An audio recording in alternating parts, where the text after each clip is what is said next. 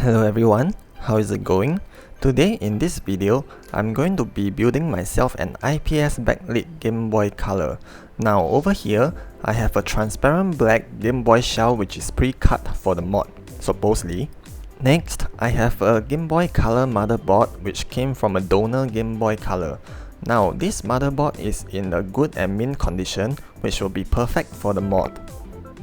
As for the buttons and rubber pads, I have picked green to go along with the transparent black Game Boy Color shell. I think it will be a nice combination.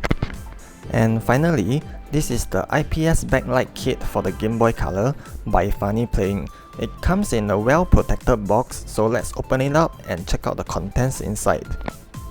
The kit comes with a ribbon cable and touch sensor for the brightness, a 3M adhesive tape to hold the LCD screen in place, and lastly, the LCD screen itself.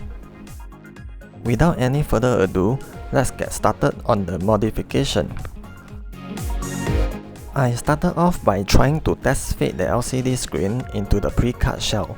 Unfortunately, it couldn't quite fit nicely into the shell. As you can see, there's some obstruction around the D-pad area, so some adjustments and cuts had to be made. Using a plier cutter, I carefully trimmed some bits off the shell in order to fit the screen better. I then put the screen back into the shell. Using a marker, I marked out the areas around the D-pad that has to be cut. I did the cutting off screen. Since this is a transparent plastic shell, I decided not to file the cuts as it would leave visible marks on the shell itself. Now the screen fits nicely, so let's move on to the next step.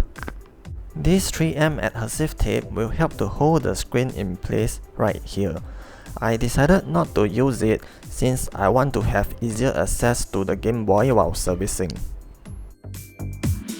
Moving on to the motherboard, I carefully removed the ribbon cable since the original screen is not required. These two rows of pins would then have to be trimmed so that it will not pierce through the LCD screen. I found the nail cutter to be a really handy tool for this task. All the pins would have to be carefully trimmed away as they could really fly all over the place. After trimming, I stuck a piece of Kapton tape over the pins.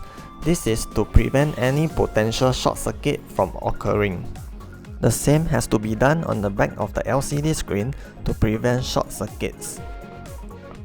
Next, I connected the ribbon cable and LCD screen together. This is fairly easy as all I had to do was to clip both connectors together.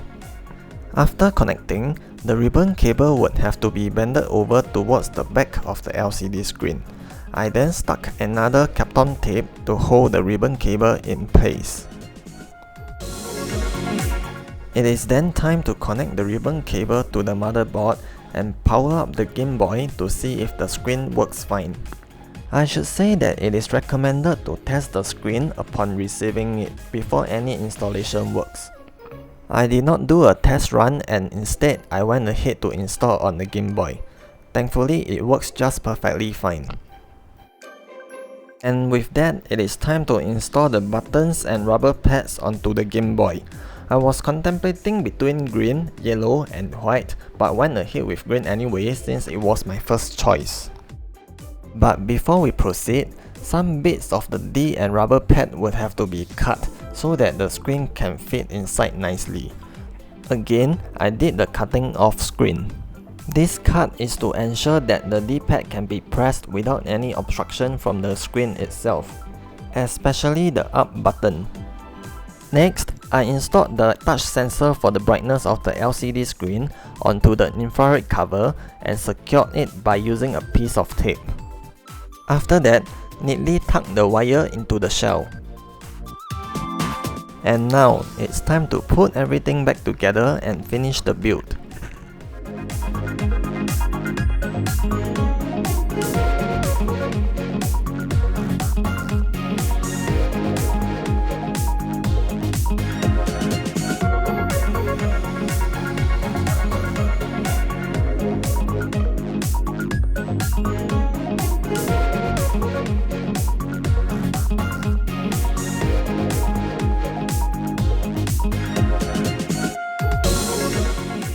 For the external screen cover, I've chosen a glass one as a personal preference.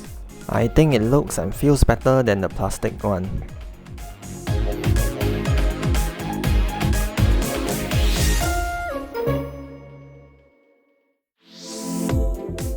Finally, after finished assembling everything, it is time to put the batteries and cartridge in and power up the Game Boy.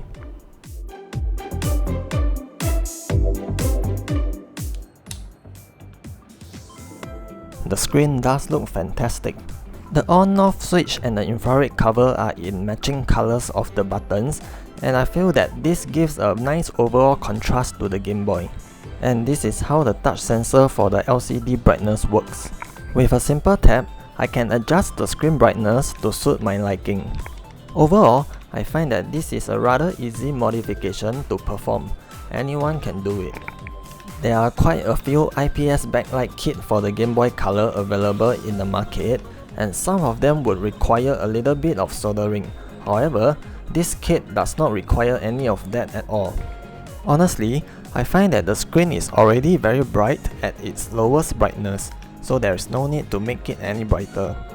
Overall, I am very happy and satisfied with how the modification has turned out, although some adjustment cuts had to be made on the shell so that the buttons can operate better. And with that, thank you very much for watching. I hope you enjoyed the video and see you guys in the next one.